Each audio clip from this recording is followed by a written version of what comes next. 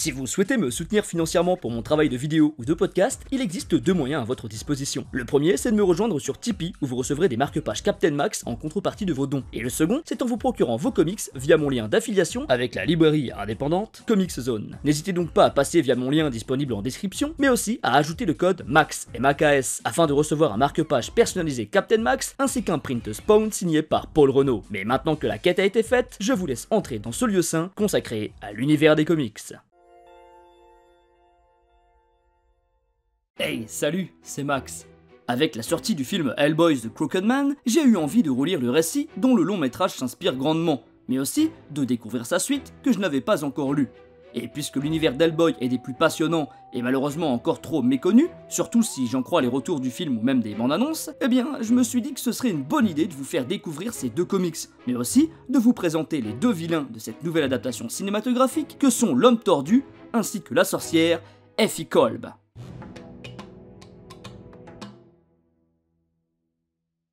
De nature à pencher vers le pessimiste et la mélancolie, tout en ayant une attirance inéluctable pour l'étrange, le bizarre, les monstres et le sombre, je fus très vite envoûté par le Hellboyverse de Mike Mignola. Le premier tome, intitulé Hellboy, les germes de la destruction, possédait déjà tout pour me séduire. Une aventure de l'étrange, avec un démon dans le rôle du héros, des monstres en tout genre, du fantastique, du paranormal et même des gorilles. Et tout ça brillamment illustré par son créateur, au style clair-obscur, reconnaissable entre mille. Mais cet artiste n'était pas le seul à proposer des univers et un style graphique capable de me captiver au point de me lancer dans de nouvelles lectures sans avoir aucune information au préalable. Car lors de mon parcours de lecteur, j'ai découvert l'incroyable richesse du monde des comics, et c'est donc tout naturellement que j'ai fini par tomber sur les travaux du légendaire Richard Corben. Maître du fantastique, spécialiste des corps bien en chair, et ayant eu un parcours majoritairement indépendant, sa collaboration avec Mignola sur Hellboy était une évidence. Une évidence qui arrivera seulement en 2006, soit 13 ans après la création d'Anungunrama. Né en 1940 dans le Kansas, c'est à l'âge de 25 ans que Richard termine ses études d'art. Il entame aussitôt une carrière en tant qu'animateur de dessins animés pour l'entreprise Calvin Studios. C'est chez eux qu'il va créer le court-métrage Neverwhere, un univers de fantasy monochrome avec comme personnage principal Den, un guerrier au corps très athlétique en tenue d'Adam. Mais à côté de ce travail alimentaire d'animateur, il consacre tout son temps libre à son hobby, la création de bandes dessinées. Il participe alors à l'illustration de nombreux fanzines pendant presque 5 années, avant de décider d'en faire son métier. À la fin des années 60, l'underground était à la mode dans le monde des comics. C'est pourquoi, en 1970, Richard lance son propre magazine du nom de Fantagore. On y retrouve alors ses thèmes de prédilection, que sont l'horreur, la fantasy et la science-fiction, avec pour influence des artistes comme Edgar Allan Poe, Robert E. Howard et H.P. Lovecraft. Mais malheureusement, son magazine est un désastre commercial, considéré comme trop cher, trop luxueux et visant un public trop adulte. Il cède alors sa série à l'éditeur Rip-Off Press dès le second numéro, puis à la maison Last Gap pour le troisième. Comprenant que ce serait compliqué d'en vivre et que l'underground était déjà sur la pente descendante, il refusa cependant de travailler avec DC et Marvel, estimant qu'il avait bien trop de concessions à faire pour trop peu de liberté. Il proposa alors ses services à d'autres éditeurs, notamment à Warren Publishing sur des séries telles que Creepy, Eerie et Vampirella. J'ai d'ailleurs réalisé une vidéo documentaire de 26 minutes sur le sujet si ça vous intéresse. Mais en 1973, Corben relance son personnage de Den dans une courte histoire en bande dessinée, dans le magazine Grimwit numéro 2, qui sera très bien accueilli par le public. Un premier succès personnel pour l'artiste, si bien qu'il rejoindra en 1975 le magazine Metal Hurlant de l'éditeur Les Humanoïdes Associés, créé par Mobius, Druyer et Dionné. C'est dans les pages de ce magazine Heavy Metal, comme il est nommé aux USA dès 1977, que Richard Corben va continuer d'écrire et d'illustrer sa série Den. À partir de là, sa carrière va complètement basculer, et il va devenir une véritable star, enchaînant les succès tels que Bloodstar, Monde Mutant, Rajmoor, et même une aventure des Tortues Ninja dans le numéro 33 en 1990. Si vous souhaitez lire les comics en français de Monsieur Corben, je vous invite à aller faire un tour chez Delirium Éditions, qui en propose tout un tas, et dans une qualité de fabrication et d'édition dont on ne pouvait rêver mieux.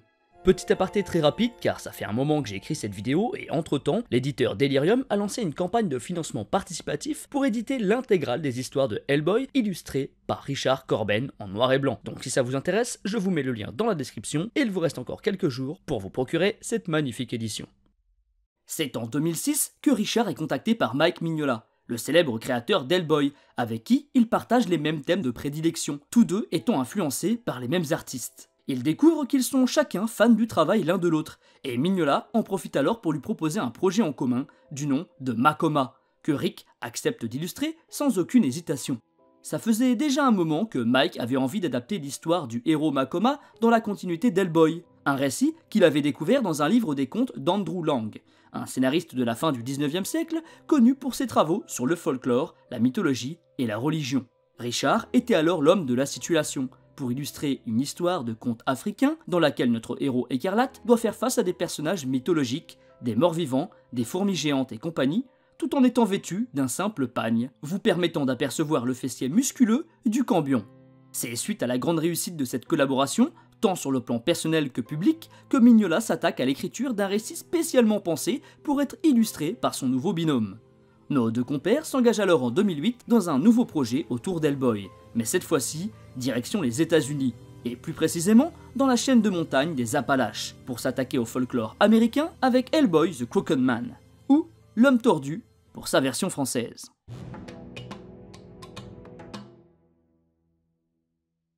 Avant d'écrire L'Homme Tordu, Mike Mignola n'avait étonnamment encore jamais joué avec le folklore américain, et très peu de ses histoires se déroulaient aux États-Unis.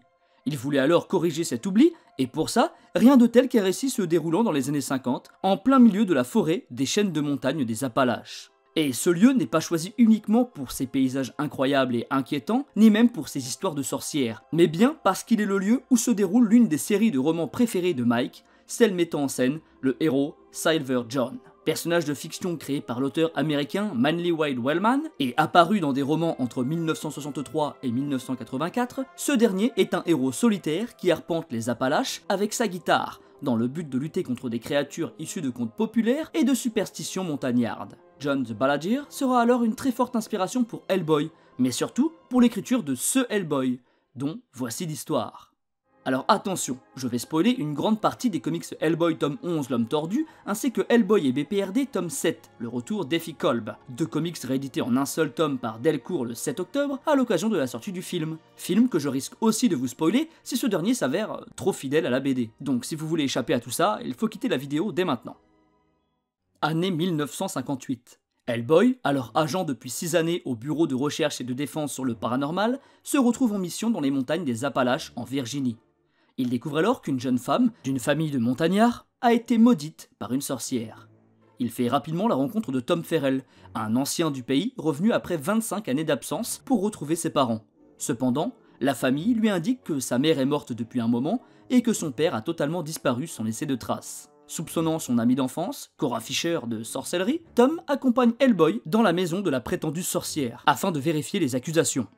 C'est une fois arrivé dans la cabane de Madame Fisher qu'il découvre que cette dernière fait bel et bien usage de la magie, puisqu'elle dispose de boules de sorcière, d'une bible rayée et d'un démon familier. Sans oublier que dans sa chambre repose sur son lit sa peau, semblable à un vulgaire costume qu'il est possible d'enfiler. Bien décidé à attendre que Cora revienne enfiler sa peau, Tom raconte sa terrible histoire à Hellboy.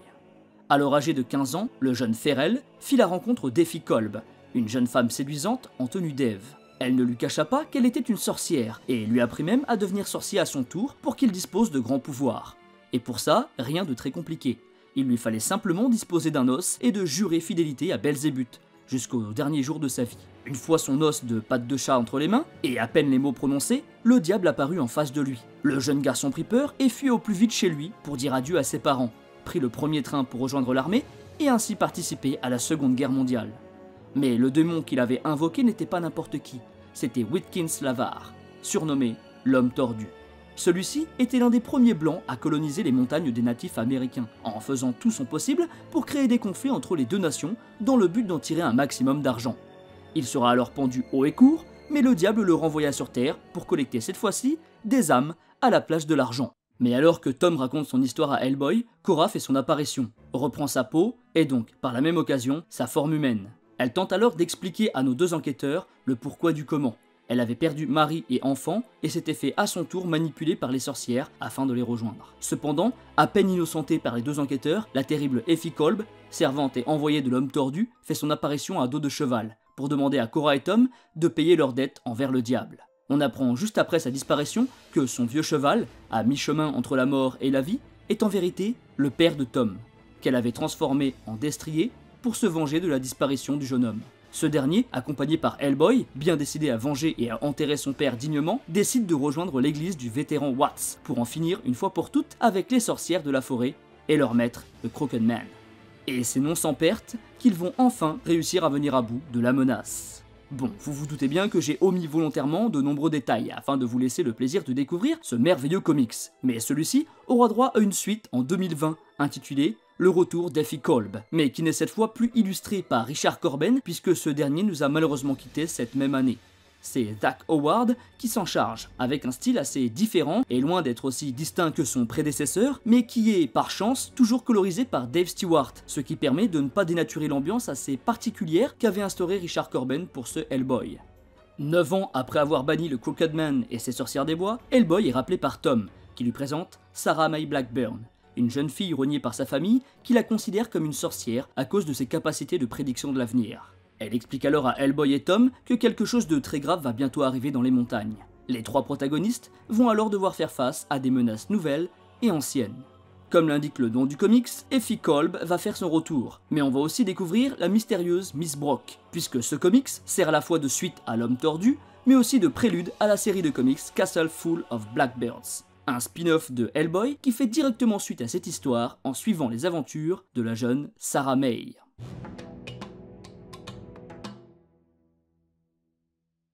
Concernant le film Hellboy The Crooked Man, bien qu'un peu dubitatif dans un premier temps, je suis plutôt confiant au vu des derniers trailers, malgré les retours assez mauvais de quelques spectateurs qui, je pense, s'attendaient à un film d'action à la Marvel, et pas du tout à cet univers sombre, mystérieux et parfois bavard, où Hellboy sait de temps en temps se mettre au second plan et limiter la bagarre pour laisser place à l'histoire. J'aime le choix de faire un film bien plus horrifique que les précédents, et si l'on se fie aux bandes annonces, le film semble assez fidèle aux comics, comme peut le souligner le compte Hellboy News sur Twitter, avec des scènes directement tirées de la bande dessinée. Aussi, je trouve le casting assez réussi, et le costume et maquillage de Hellboy plutôt pas mal, surtout au vu du tout petit budget qui est de 20 millions de dollars, soit 4 fois moins que le Hellboy 2 de Del Toro, plus de 2 fois moins que le Hellboy de 2019, et à titre de comparaison, 10 fois moins que le récent Deadpool et Wolverine avec son budget de 200 millions de dollars.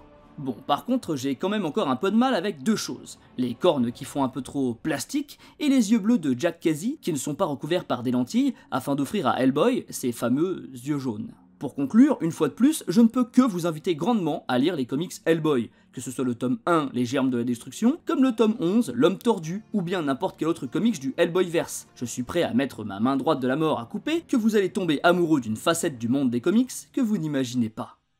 Et bien voilà, j'espère que cette vidéo vous aura plu. Si vous souhaitez me soutenir financièrement, c'est possible sur mon Tipeee. Et sur ce, je vous dis merci encore et à très bientôt. T'es rien.